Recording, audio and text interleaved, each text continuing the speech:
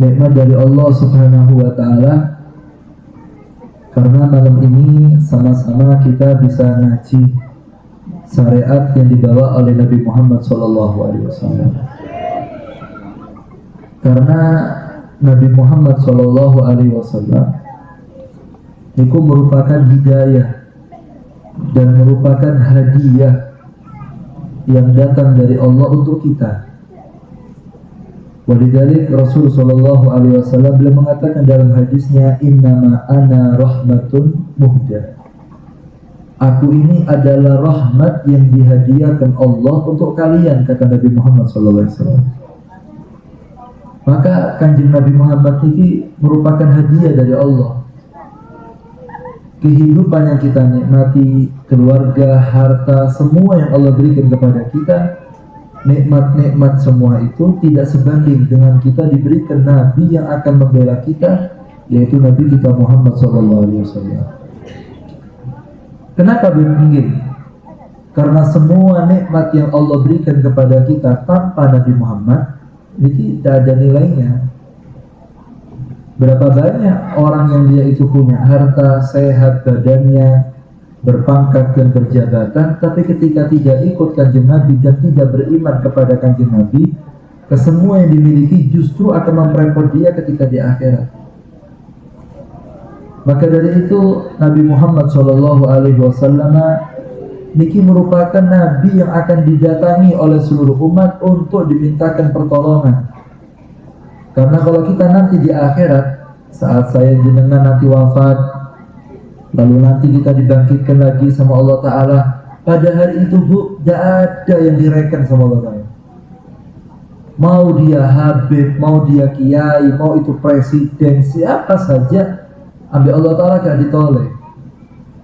Yang didengar ucapannya, yang dilihat wajahnya hanya satu, yaitu Nabi Muhammad SAW.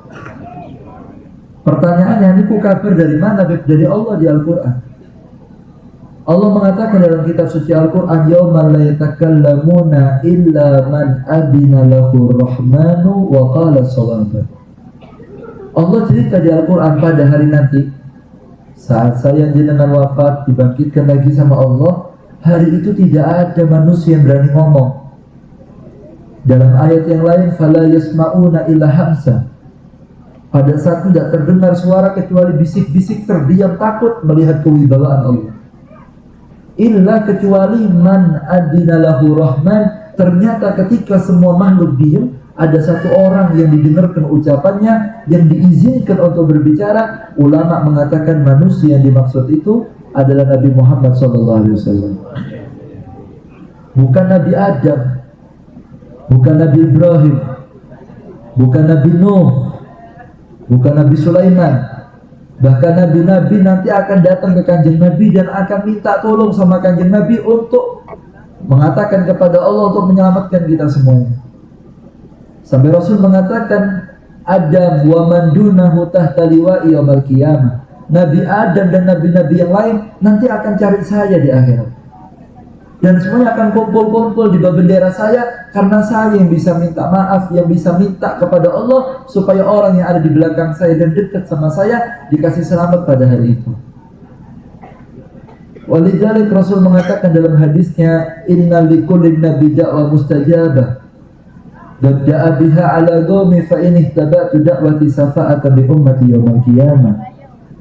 Kata Rasul sallallahu alaihi wasallam, para nabi dan para rasul di kubur itu sama-sama Allah Ta'ala dikasih fasilitas berupa doa, yang mana Nabi dan Rasul kalau menggunakan doa itu pasti diterima oleh Allah. Tapi apa yang terjadi Pak? Ternyata doa-doa para Nabi dan para Rasul itu digunakan untuk menghancurkan kaumnya sendiri. Nabi Nuh angkat tangan, umatnya kedelep. Nabi Musa angkat tangan, umatnya kesasar ada di Bukit Tin. Nabi Ibrahim angkat tangan, Nabi Isa angkat tangan, para nabi angkat tangan untuk menghancurkan kaumnya. Lalu Nabi Muhammad mengatakan, fa inni ihtaba'tu da'wati safa'atan bi ummati yaumil qiyamah. Tapi saya simpan, saya punya doa nanti di akhirat ketika semua manusia diam, tidak ada yang berani bicara, doa itu saya keluarkan. Apa isi doanya? Wallahi lam arda wa wahidun min ummati finnar. Ya Allah, saya tidak bakal puas, saya minta satu saja, tidak boleh ada umat saya yang ketinggalan di neraka Allah, kata Nabi Muhammad SAW. Maka manusia ini pun harus kita kejar. Orang ini harus kita dekati, karena yang dekat sama beliau selamat, yang menjauh ya mau kemana? Lah kalau kita tidak dekat sama manusia ini mau kemana gitu? Karena pada saat itu tidak manfaat semuanya. Bahkan orang kafir yang dulu musuh sama kanjeng Nabi, tidak senang sama kanjeng Nabi, yang mempengaruhi umat supaya tidak percaya dengan kanjeng Nabi, ketika melihat Nabi Muhammad ngedum syafaat, umat ditolong sama mereka, orang-orang kafir mengatakan, ya laitani ittakhadhu ma'ar rasuli sabila. Ya Allah, coba dulu saya di dunia ikut orang ini. Cuman kaset, bagian yang percaya saya ini baru dia itu kepingin ikut, tidak ada. Maka itu hadirin jamaah majelis Al-Hidayah, kita perlu mendekat sama orang ini, karena hanya orang ini saja yang bisa didengar ucapannya pada hari kiamat sesuai kabar yang datang dari Allah Subhanahu wa ta'ala. Makanya dikatakan oleh para ulama, anta babullah fa kullu man ata min ghairika la yadkhulu. Kanjeng Nabi, engkau ini adalah pintunya Allah. Siapa saja sinten wae umat yang datang kepada Allah tanpa melalui pintumu, artinya orang yang ketemu dengan kematian ternyata umurnya dihabiskan tidak mengikuti jalanmu, la yadkhul, tidak akan diizinkan masuk untuk mendapatkan rahmat dari Allah. Pertanyaannya, gimana caranya kita mendekat kepada manusia ini? Di antaranya yaitu adalah dengan kita memperhatikan orang yang diperhatikan oleh Nabi Muhammad, yaitu umatnya Nabi Muhammad SAW. Dikatakan oleh para ulama, man ihtana bi abna'il kibar ihtana kibar bih. Siapa orang yang peduli sama anaknya wali, maka wali itu akan peduli sama dia. Contoh, sampai beli anak sampai diopeni sama tetangga, dikasih hadiah sama tetangga. Tetangga tadi tidak ngasih sampean, ngasih anak sampean. Tapi karena sampean tahu tetangga baik sama anak sampean, secara otomatis sampean akan naruh perhatian sama tetangga, bukan karena baik sama sampean, baik sama anak sampean. Begitu pula manittana bi ummati nabi iktana nabi bih. Siapa orang yang peduli sama umatnya kanjeng Nabi akan perhatian juga sama dia. Maka Nabi Muhammad mengatakan, man lam yahtam bi amrina bi amril muslimina falaysa minna, kata Rasul. Orang yang tidak mau nolong umat saya, tidak bantu kesulitan umat saya, yang tidak ngereken umat saya, laisa minna, bukan kelompok saya, kata Nabi Muhammad. Maka bapak-bapak, ibu-ibu, umat kanjeng Nabi ini satu sama lain harus memperhatikan. Pedulinya kita, nolongnya kita kepada mereka, itu akan mencuri perhatian Nabi Muhammad SAW, karena umat yang selalu didoakan oleh Nabi Muhammad SAW. Sampai dalam riwayat Nabi Muhammad SAW bila mengatakan, Allah fi auni abdi maka na abdu fi auni akhi. Allah akan memberikan pertolongan, Allah akan nolong satu orang, saya akan mintakan sama Allah orang itu ditolongi. Untuk apa? Kapan orang itu mendapatkan pertolongan? Saat dia mau nolong saudaranya, peduli sama saudaranya, maka secara otomatis urusannya dia juga akan dipermudah oleh Allah Subhanahu. Dalam riwayat yang lain Rasul mengatakan, man qada li akhihi hajatan fid dunya qadallahu lahu sab'ina hajatan min hawaijil akhirah adnaha maghfirah. Kata Nabi Muhammad SAW, siapa orang yang dia itu menyelesaikan hajat saudaranya butuh ditolong, umat kanjeng Nabi datang ke kita minta makan, dikasih makan.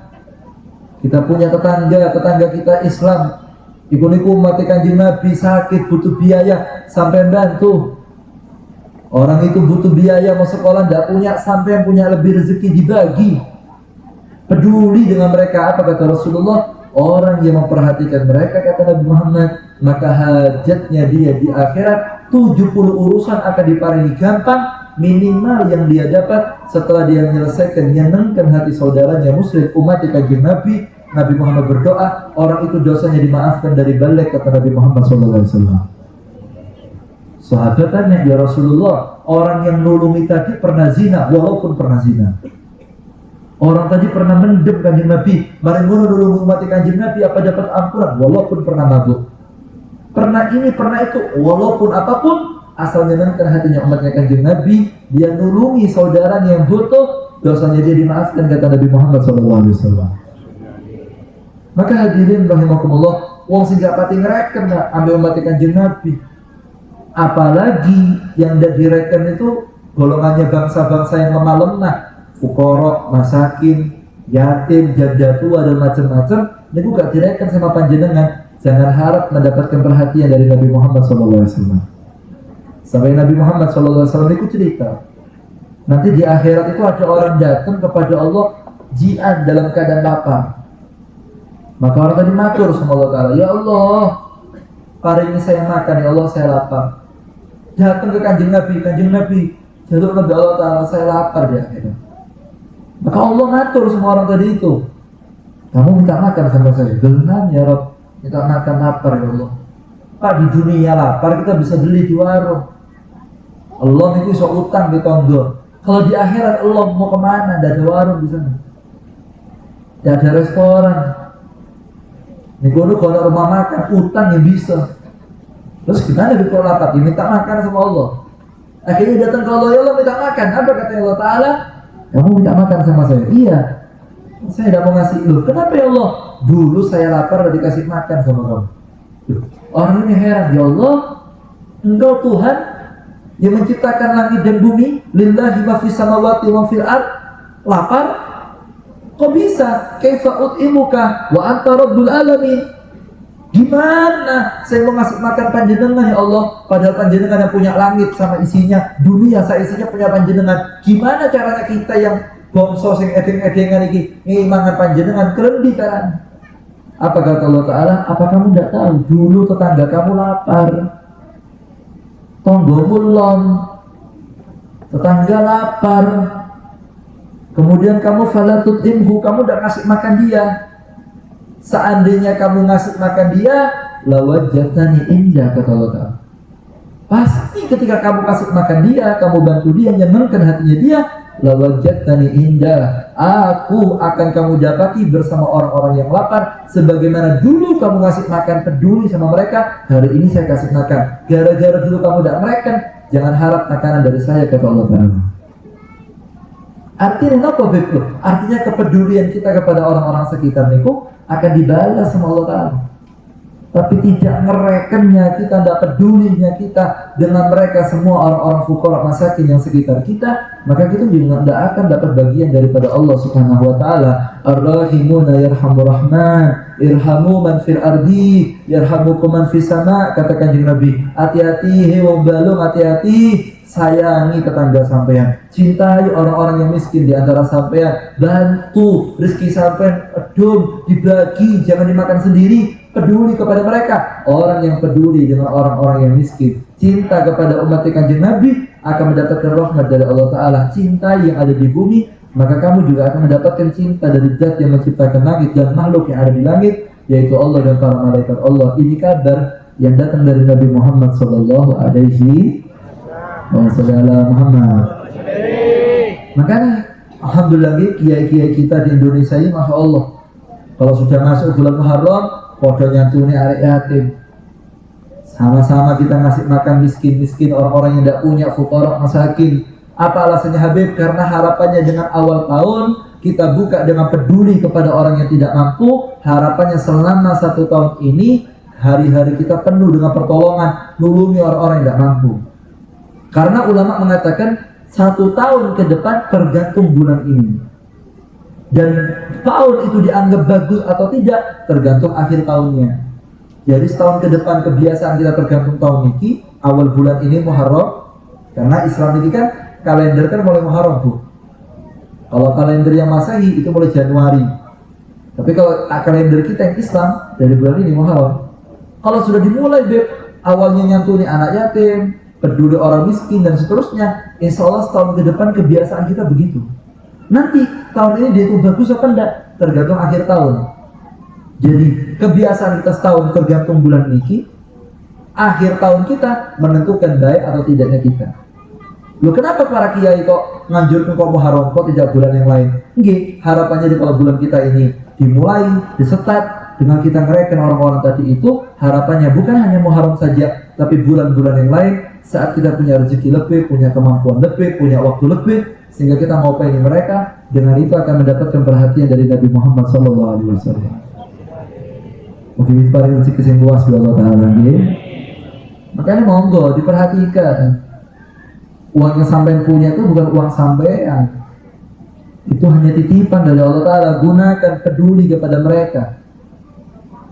Begini Pak, ketika jenengan mengeluarkan haram lagi, ada orang tidak punya, datang ke sampean, Pak saya minta makan, sampean kasih. Itu hakikatnya yang sampean kasihkan itu dari Allah. Mana ada orang punya? Tidak ada, semua titipan dari Allah. Sampean bagi kepada mereka, dimakan mereka, yang sampean keluarkan nanti akan diganti lagi sama Allah Ta'ala. Bukan hanya itu yang sampean keluarkan, selain itu bisa menyebabkan harta panjenengan diganti sama Allah Ta'ala, akan mendapatkan 3 manfaat. Ngapa Habib?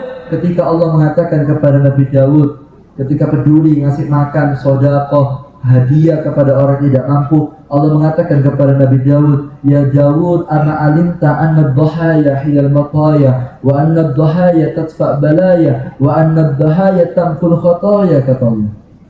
Daud, apa kamu tidak tahu kambing yang kamu keluarkan untuk kurban niku akan mendapatkan 3 manfaat. Apa yang pertama?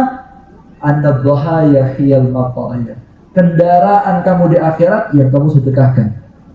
Bahkan Rasul mengatakan dalam hadisnya, al-mar'u ala dindi sadaqatihi yaumil qiyamah. Orang nanti akan diparingi payung ya Allah. Ketika kepanasan, ada beberapa orang punya payung di akhirat. Payung apa itu Habib? Sedekah yang pernah diberikan kepada orang tetangganya yang miskin. Nanti uangnya sampean, beras, minyak, kemudian sego, panganan, apapun bentuknya itu nanti akan diwujudkan seperti payung, dan orang itu tidak kepanasan. Dan orang yang dapat payung-payung itu akan dikenali sama Kanjeng Nabi dan akan didekatkan sama Nabi Muhammad SAW. Semoga kita gampang sedekah, makanya diperhatikan. Itu kendaraan kita, itu modal kita. Lalu yang kedua, Kanjeng Nabi mengatakan wa anad dhahaya tadfa' balaya. Kambing yang kamu keluarkan, sedekah yang kamu keluarkan itu tadfa' balaya, mengangkat bala. Contoh, sampai punya uang berapa? 1.500.000 gaji saya. Sampai keluarkan 50.000, dibelikan beras 5 kilo. Sampai cari tetangga yang terdekat yang miskin yang mana? Fulan, Habib, itu orang tidak punya. Sampai kasih. Itu ketika sampai ngasih beras ke rumahnya orang itu, satu, sampai beras yang sampai kasih akan balik di akhirat. Yang kedua, sedekah yang dikeluarkan, satu kampung 40 rumah sekitar itu akan ditolak bala sama Allah. Jadi bukan sampean toh yang manfaat, orang-orang yang ada di sekitar itu bisa bala diangkat. Bagaimana diceritakan di zaman Nabi Muhammad SAW, Kanjeng Nabi ini cerita ada satu daerah yang mana di daerah itu akan diturunkan bala. Kok ternyata ketika musibah itu, bahasanya gini, di OTW menuju lokasi, musibah yang mau turun ke tempat itu, ternyata di kampung sana ada orang janda yang punya anak yatim yang tidak mampu, disantuni. Sampai maknya bisa makan, akhirnya air susunya ibunya keluar, si bayi si nangis disusui bengi-bengi. Gara-gara bayi nangis disusui sama ibunya, bala yang mau turun diangkat, kata Kanjeng Nabi Muhammad SAW. Artinya apa? Sedekah kita bermanfaat. Maka Rasul mengatakan, laula suyuhu rukka wal bahaimu rutta wal atfalu rubba la subba alaikumul adaba subba. Kalau bukan karena orang tua yang masih ibadah, kalau bukan karena kambing yang masih menggembala, dan kalau bukan karena anak kecil yang menyusu kepada ibunya, dalam riwayat itu anak yatim yang dikasih makan ibunya makan dari harta jenengan, janda yang tidak punya tadi sampai kasih bisa makan sampai jadi air susu, anak yatim yang bisa minum air susu ibunya tadi itu, la subba alaikumul adaba sobba, pasti kampung itu akan turun bala karena banyak yang maksiat. Minta maaf, Balong yang zina berapa juta, berapa orang yang zina. Kemudian di Jember ini yang mabuk berapa, yang judi berapa, yang tidak sholat berapa, tidak puasa Ramadan berapa, yang homo berapa, yang lesbi berapa, yang onani berapa, yang macem-macem dosa-dosa macem-macem. Niku cukup Allah akan turunkan bala. Tapi kenapa kok kampung kita aman-aman saja? Berarti di antara kita masih ada yang peduli sama mereka sehingga bala urung dan jadi turun di tempat ini. Kalau seandainya satu kampung gak ada yang ngereken, Pak, gak ada yang peduli sama mereka, habis daerahnya. Habis. Jadi sedekah yang kita keluarkan manfaat buat diri kita dan memberikan manfaat untuk wilayah kita, kata Nabi Muhammad SAW. Mungkin diparingi selamat berapa alam, ya? Makanya harus cepat-cepat sodako yang kita keluarkan kepada orang yang tidak mampu tadi itu apa namanya, akan memberikan perlindungan. Pak, minta maaf, kalau kampungnya saja selamat, apalagi yang bersangkutan. Makanya Kanjeng Nabi matur, bakiru fis sadaqah fa innal bala'a la yatakhadda bis sadaqah. Kata Kanjeng Nabi, kalau mau sedekah yang pagi-pagi, setiap pagi jangan lupa sedekah. Kenapa? Karena orang yang sedekah hari itu tidak mungkin kena musibah. Sama takut Beb, saya mau melewati laut, mau perjalanan jauh, sedekah. Selama sedekah sampai tidak bakal kena bala. Kalaupun kena, itu sudah dikurangi sekian persen. Barokah sedekah yang kita keluarkan. Diceritakan dulu di zaman Nabi Sulaiman alaihissalam, bahwa saudara Muhammad, Nabi Sulaiman ini bisa bicara dengan binatang. Ya, Nabi Sulaiman ini bisa bicara sama binatang. Waktu itu Nabi Sulaiman kedatangan tamu berupa burung. Niki burung ini matur sama Nabi Sulaiman, matur, ya Nabi Allah, kenapa? Saya ini setiap punya telur, mesti telur saya ini habis. Mesti telur saya habis. Ya sempet saya lihat anak saya netes, gue dipanen, dipangan, terus digoreng, dia ngomong. Gak sempet aku dulu anakku, gak sempet. Lah terus gimana? Ya saya kepingin besok saya kalau nelur, telur saya dijaga aman. Saya kepingin lihat wujudnya anak saya. Akhirnya kata Nabi Sulaiman, gimana? Saya turuti. Dipanggilkan 2 jin. Ini hadis, ada riwayatnya, tertulis dalam kitab. Gak ngarang jadi kalau ini. Itu loh ambil Nabi Sulaiman 2 malaikat. Malaikat tadi matur, Nabi Sulaiman matur sama 2 dipanggilkan 2 jin. Ngomong sama 2 jin ini, jin, kamu besok standby di pohonnya burung ini. Siap Nabi Allah. Ada orang yang datang mau ngambil telur, halangi, jangan sampai ngambil telur. Ini kesian. Ibunya burung ini kepingin lihat anaknya netes. Siap patroli, 2 malaikat 2 jin ini patroli di bawah pohon. Besok pagi Pak, tonggone burung ini Pak berangkat ke pohon itu sudah tahu tonggone ini paham. Sesuk wayane ndok itu keluar dari ibunya, mau saya ambil. Akhirnya datang ke pohon, dipanen pohonnya, diambil endoknya, dibawa pulang, digoreng, dimakan seperti biasanya. Burungnya jerat-jerat datang ke Nabi Sulaiman. Nabi Allah, telur saya diambil lagi. Loh kok bisa? Mana jin yang saya perintahkan? Ada tapi diem kok, dipanggil jin. Kenapa jangan diam? Padahal sudah saya perintah, kalau ada yang ngambil, halangi. Apa katanya jin? Gimana saya mau menghalangi orang itu? Orang itu datang kepada kami, dikawal oleh malaikat-malaikat Allah. Ya tidak ngatasi kami jin melawan malaikat, tidak bisa. Akhirnya orang tadi dipanggil, Bapak, amalan sampai ini apa sih? Kok sampai dikawal malaikat? Akhirnya kata orang tadi, saya tidak punya amalan Nabi. Tidak punya, tidak mesti ada. Tadi pagi sampai melakukan apa? Oh iya, saya tadi keluar dari rumah punya roti 1, saya potong separuh, saya makan. Waktu separuhnya roti kita pangan, sebelah kulong ada orang miskin minta makan. Pak, separuhan tak roti ini, apa tak makan burung pakai ngomong iki. Gara-gara soja kalau separuh roti, burung tidak kena balak dari Allah Taala. Artinya apa? Selamat barokah sedekah. Allahumma sholli ala Muhammad. Makanya monggo, jangan pelit-pelit keluarga. Tenang saja, tidak ada cerita uang melarat gara-gara sedekah. Yang ada apa? Yang ada orang yang tidak pernah sedekah, dia akan seret rezekinya. Kanjeng Nabi ini pernah dikasih wedhus, Pak. Dikasih kambing, terus ngomong sama Siti Aisyah, ini kambing kita sembelih, mari gitu nanti jadinya kita bagi-bagi. Nah, saya minta bagian paha, bagian pahanya jangan dikasihkan, mau saya makan, kata Kanjeng Nabi. Siap Rasulullah, disembelih kambingnya, dikuliti, dipotong-potong tulangannya dan seterusnya, ditum ke Siti Aisyah. Satu paha disimpan. Kanjeng Nabi datang, tanya Rasulullah, gimana kabarnya kambing? Habis sudah Kanjeng Nabi, roto wis didum, tinggal apa? Tinggal pahanya. Kata Rasulullah kebalik, yang didum itu yang ada, yang habis yang paha. Loh kok begitu? Enggak. Karena dikeluarkan tadi sedekah untuk orang yang tidak mampu, itu di akhirat akan datang lagi. Tapi yang kita makan ini itu tidak ada pahalanya kecuali diniati untuk taat. Itu ajaran yang diajarkan oleh Nabi Muhammad SAW. Jadi kalau sampai punya uang 10 juta, 5 juta di sedekah, 5 juta masih di rumah, yang ada tuh cuma 5 juta, yang habis itu 5 juta. Yang ada yang mana, Beb? Yang ada yang disedekahkan. Karena 5 juta yang jenengan keluarkan akan diganti. Dan 5 juta yang dikeluarkan tadi itu disimpan ketika di akhirat akan dibaliknya bentuk payung. Sedangkan 5 juta yang kita punya, yang kita sedekahkan, bisa jadi baik, bisa jadi tidak. Kalau jadi baik ya oleh pahala, kalau enggak. Nah masalahnya uang ini saya kakek punya uang, akhirnya terarah tidak hal yang baik.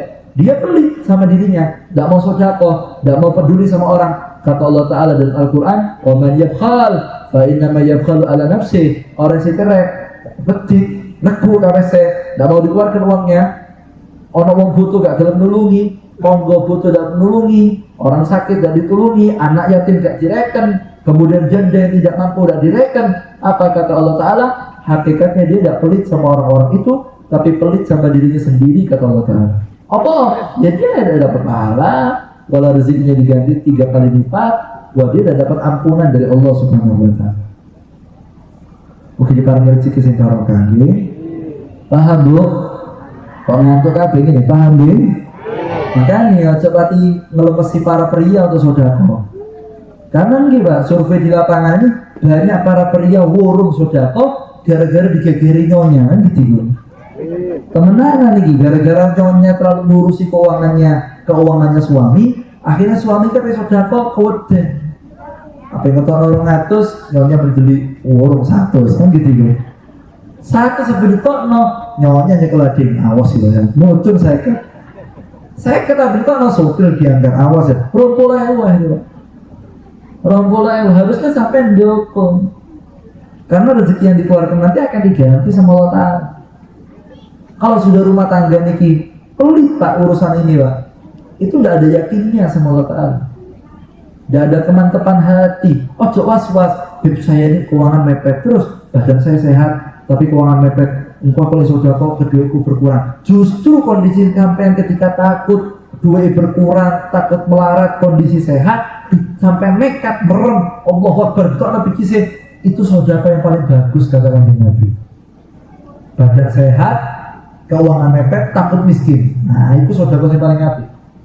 Kalau sakit sedekah biasa lah, wong ape mati sedekah itu biasa itu kepepet juga. Tapi kalau kondisi fit, sehat, mari ngono keuangan menipis, iki ditokno entek. Justru ketika saya mikir gitu, keluarkan. Nanti akan datangnya 3 kali lipat. Mana qasamal min sedekah bal yasdad. Nah bakal berkurang, akan diganti 3 kali lipat. Siapa yang matur? Manusia yang tidak pernah bohong, Nabi Muhammad SAW.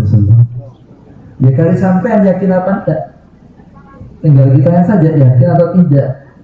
Kemudian yang ketiga yang terakhir, yaitu dikatakan oleh Nabi Muhammad SAW, manfaat daripada kepedulian kita tadi itu adalah tamhul khotoya, akan menyebabkan adalah kita ini dimaafkan dosanya oleh Allah Subhanahu wa Ta'ala. Selain kita itu jadi sedekah yang kita keluarkan nanti dibalik Nabi Allah Ta'ala akan jadi payung, akan jadi kendaraan. Sedekah yang kita keluarkan nanti akan menyebabkan daerah kita aman dari bala. Dan ketiga, sedekah yang kita keluarkan apalagi untuk orang tidak mampu akan menjadi sebab maksiat yang kita lakukan dimaafkan oleh Allah Ta'ala. Muhammad. 10 Mbak, 10 Bu baru kali sedekah. Bukan hanya itu, bahkan ketika kita sedekah, maksiat yang baru kita lakukan akan ditutup sama Allah, tidak bakal manusia tahu, baru kali kita tutup dosa kita dengan sedekah. Makanya orang yang rodo abot sedekah niki, maksiatnya akan terbongkar, dosanya tidak akan dimaafkan. Dulu diceritakan di zaman Kanjeng Nabi Muhammad SAW, niku ada satu sahabat datang ke Rasulullah, matur, ya Rasulullah, saya ini habis zina, saya habis ini, habis itu, dosanya akeh. Terus Kanjeng Nabi melengos. Orang tadi dipelengosi sama Kanjeng Nabi Muhammad. Karena dipelengosi sama Kanjeng Nabi, orang itu pulang hatinya sesat. Datang malaikat Jibril, matur sama Rasulullah, ya Rasulullah, kenapa kamu pelengosi orang yang tadi mengakui dosanya? Apa kata Rasulullah? Saya bingung malaikat, gimana itu orang kok banyak dosanya? Saya takut nanti orang itu dapat bala, saya kena bagian, saya takut dimurkai sama Allah. Apa kata malaikat Jibril? Orang itu banyak dosa, orang itu memang pezina, orang itu banyak maksiat, falahu mukaffiran. Kata malaikat Jibril, setiap orang itu berdosa tidak pernah dicatat sama malaikat yang gini. Karena dia punya amalan, setiap dia habis dosa, dosanya langsung dimaafkan. Heran, Kanjeng Nabi ini heran. Apa amalannya dia? Apa kata si malaikat Jibril? Orang tadi itu yang penzina, yang ahli maksiat, setiap dia habis dosa di luar, ketika pulang ke rumah tidak pernah masuk kecuali dia beli oleh-oleh di luar, bawa makanan, anak istrinya dikasih makan, sehingga istri dan anaknya tersenyum bahagia dengan sedekahnya dia, dan dia tidak masuk rumah, itu harus sudah ngetum kepada fuqara masakin makanan, sehingga barokahnya sedekahnya tadi itu, dosanya dia dimaafkan oleh Allah SWT. Lah nah kan enggak, sudah banyak dosanya cerai begitu. Ya kan repot, utangan mana? Wayan dibayar kabur, belum dijel saya. Mereka udah sambatan, justru ini masalah, jadi mesti aja sampai tidak sembahyang, pengajiannya aras-arasan, Jumatan kesirep kan gitu ya. Tekon itu lahir, sandalnya anyar, belum dia yuk.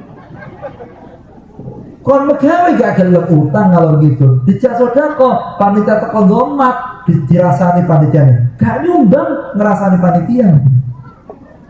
Kan repot, mereka harus sambatan. Urip iki ruwet, ya mesti aja ruwet. Sampai solusi dari Kanjeng Nabi tidak diambil.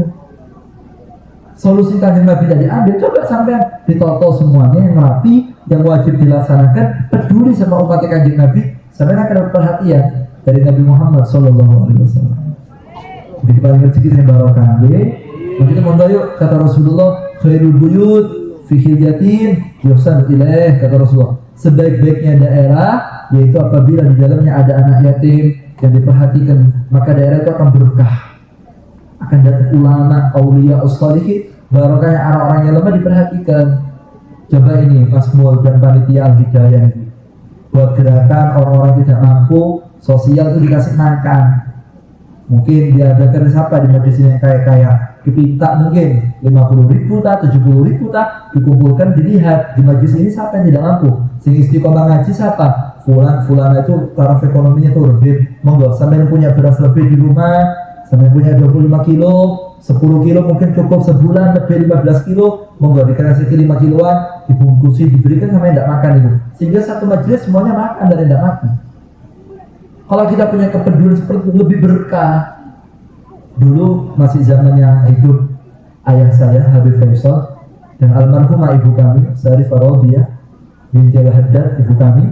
Itu abah saya itu gak ada kelengan, bentuknya ayam, ditaruh di atasnya kulkasnya rumah saya itu ada kulkas gitu ya. Di atasnya kulkas itu sama umah sama ibu itu ditaruhi seperti tabungan itu bentuknya ayam. Terus ibu ini ngomong sama saya, sama kakak saya Habib Ali, adik saya Abdullah Muhammad wa Yusuf, dan keluarga diomongin, yang punya uang lebih, mari toko sekolahan, kok lebih duit di mati jajan, leboknya di ayam itu ya, dimasukkan di ayam. Saya masih SD, kelas 4.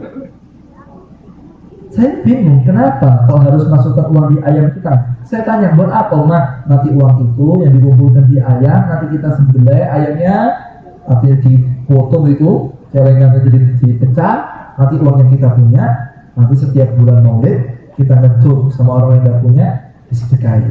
Jadi tidak cuma kita toh yang makan, biar yang lain itu makan juga. Saya tanya lagi, loh kenapa kok begitu? Enggak, karena kemarin ikut pengajian. Kalau satu rumah punya pikiran kepingin bantu orang yang lemah di sekitarnya, maka satu rumah itu akan diberikan anak yang soleh-solihah.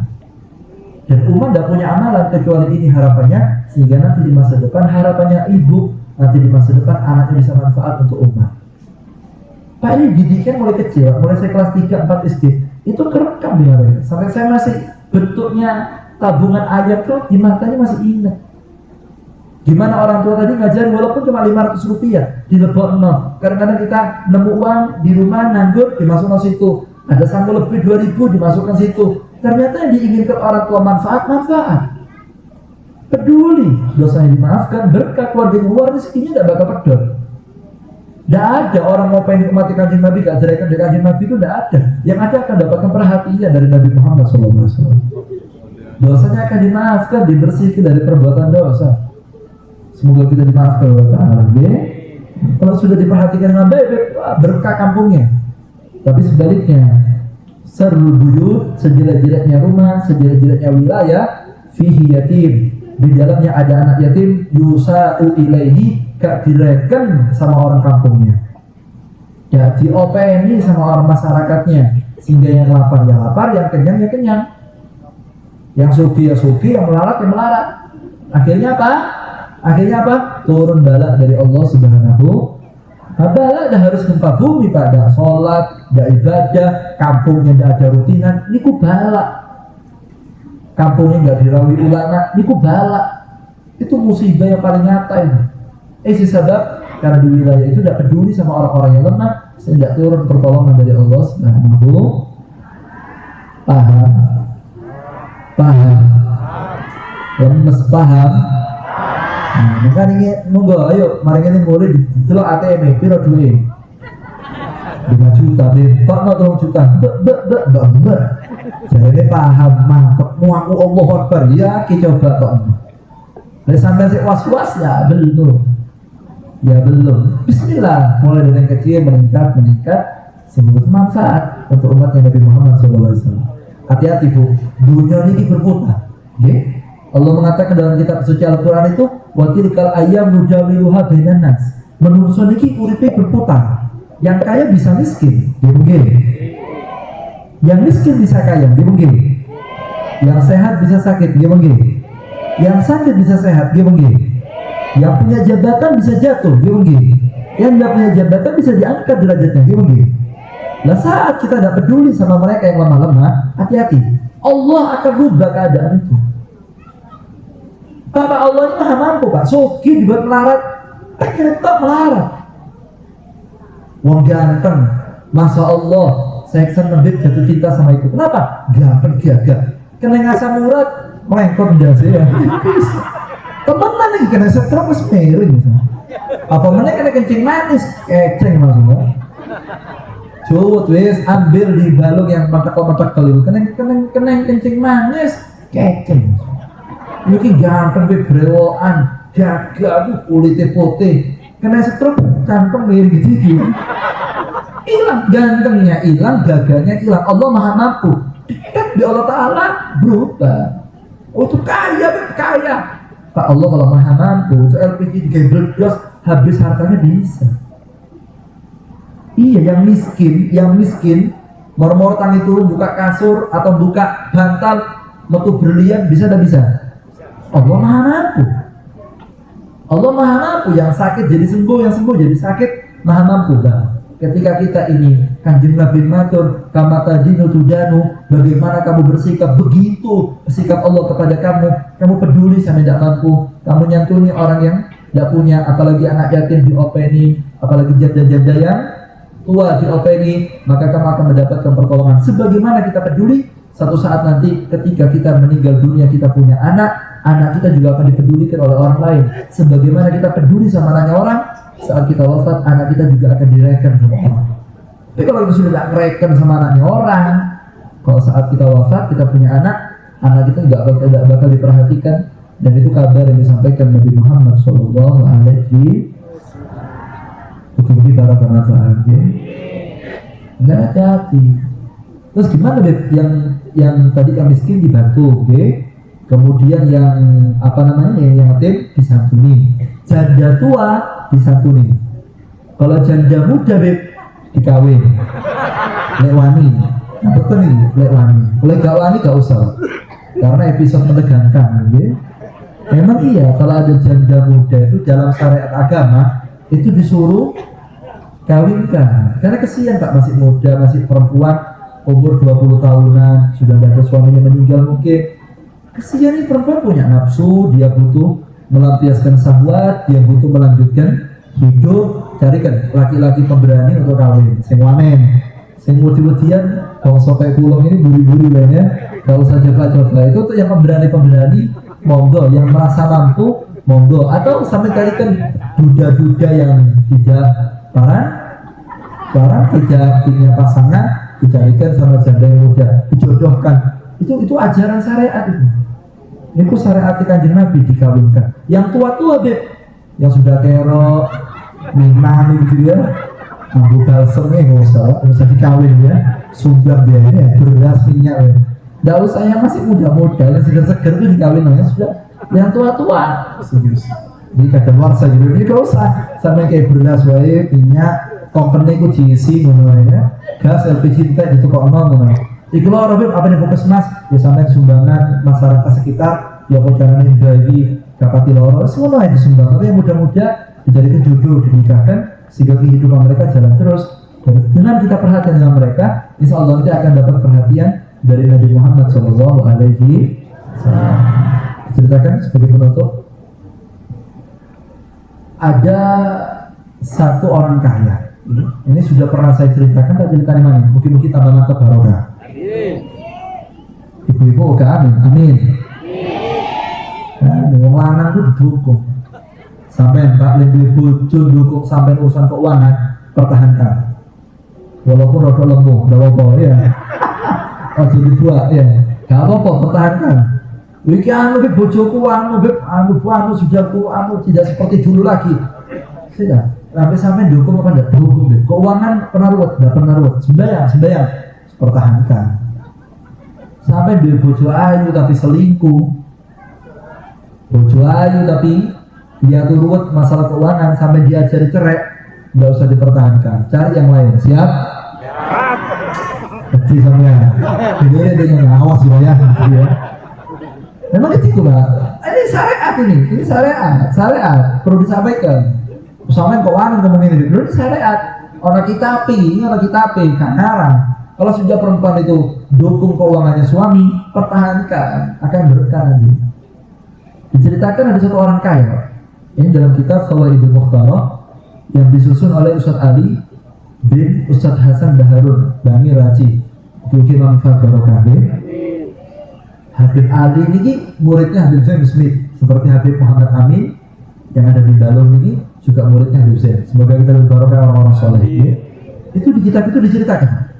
Ada satu orang kaya raya, rumahnya mewah, istrinya cantik, mobilnya banyak, kendaraan hebat, sempurna, makanan enak, rumahnya mewah, istrinya bagus, rumah tangga yang diidamkan. Satu saat si suami istri ini akan makan, ternyata rumahnya diketuk oleh yang uang. Assalamualaikum. Ini si kaya sama si istri muda ini mau makan makanan tadi itu, ternyata ada orang ketok pintu. Si laki marah. Siapa ibu dek? Siapa itu ketok-ketok rumah saya? Sudah waktunya makan, diganggu tamu, koli. Didatangi sama istrinya, dibukakan pintu. Mas ada orang kayaknya butuh sama jenengan. Datang yang laki datang terus tanya sama si orang tadi, kenapa sampai Pak? Kok penampilannya nggak bagus gitu, bau, bajunya kepang-camping. Iya Pak, saya lapar Pak, 3 hari saya nggak makan. Saya minta tolong sama orang sini, udah dikasih makan. Saya mau kemana? Saya mau kerja, tidak punya. Saya sudah sakit, ini saya kelaparan, ngemis. Kata si orang kaya ini, dasar gembel, pelarat. Gila itu jalur terus. Kagel nyambut gawe, mulai sudah dilokno gak dikeimangan. Mending Pak dikasih makan dilokno itu mending. Ini sudah ada ngasih, ngamuk man. Banyak. Semompak banyak. Terus gak nyumbang ngamuk, kan repot ini. Alhamdulillah ya, kalau masih ngasih mungkin dia agak geremeng-geremeng, gak apa-apa sebenarnya kaya, kan bener. Iki wis gak cari ngamuk-ngamuk, dilokno, dihina, dicaci, dimaki sampai si gembel tadi nangis. Ditutup pintu rumah, si gembel pulang, nangis. Sejak hari itu, saat si gembel, si miskin tadi disakiti hatinya, si suami istri itu kerjaannya jatuh. Omset penghasilannya mudun, yang biasanya penghasilan stabil dan turun, keuangannya jatuh sampai pada tahap bangkrut, cari utangan ke barat ke timur, gak bisa bayar, mobilnya disita, kemudian hartanya disita, tanahnya, sertifikatnya disita, perusahaannya disita, emas-emasan disita, tukaran, lanang wadon tukaran, wis ngono, ceritanya mesti ngono, keuangan menipis, orang dua itu tukaran lanang wadon, kan gitu. Bapaknya sing wedok ngerti, isine suami dompetnya karo 200, mulai wis muka itu berubah, wis mulai. Coba buka dompet suami kandel 5 juta, mesem. Untungnya kita kabeh ya. Kalau buka dompetnya suami 200, muka itu lungset kayak produk jarum setrika gitu dia. Tipis ngamuk bojone tukaran, suami istri tukaran geger, pegatan. Si istri pulang ke rumah orang tua, si suami bertahan dengan harta yang ada, tukaran ruwet-ruwet, cerai, urusan pekerjaan tambah ruwet, satu demi satu disita, sampai rumahnya disita, sampai tidak punya apa-apa, jadi gembel. Akhirnya si kaya tadi itu yang jadi gembel datang ke family, minta sama family, aku jolok tangan, ada family di kepala, boleh kau tidak usah. Dulu kau kaya, saya dah direken, sekarang kau gembel, pergi kamu, gak direken. Datang ke saudara satunya, minta makan, gak direken. Kau ada tonggol nih, gak direken. Dulu kau kaya, dah ditolak kita. Rasa kan, dilok ngambil wong-wong. Jadi gembel, gelendangan, sampai keluar dari kampungnya. Ya tinggal di kampung itu, sana kampung gak ngereken, pindah daerah. Istilahnya wong di orang mana nih? Orang Dalong ini pindah ke Puger, bahasanya ngono, pindah daerah. Karena wong Puger itu spiral iki wong jahat iki, biar api suke tapi dapat peduli, akhirnya pindah kampung sebelah, nyari rumah yang paling kaya, itu rumahnya orang kaya, didatangi Pak, diketok dengan harapan dapat makan. Ketika diketok pintunya, ternyata yang punya rumah waktu itu sama istrinya mau makan siang. Diketok, assalamualaikum. Ini mau makan, si suaminya sama istri mau makan. Astagfirullah, dek siapa depan pintu? Tidak tahu mas, coba dibuka. Kalau itu orang miskin minta makan, kasih makan. Loh mas, ini gimana makanan kita kasih? Dan kita bisa masak lagi, di kulkas masih ada stok daging, atau kita bisa beli di warung yang ini biar dimakan sama orang itu. Kalau itu orang miskin, kalau itu memang saudara, suruh masuk keluarga kita itu, ayo kita hormati.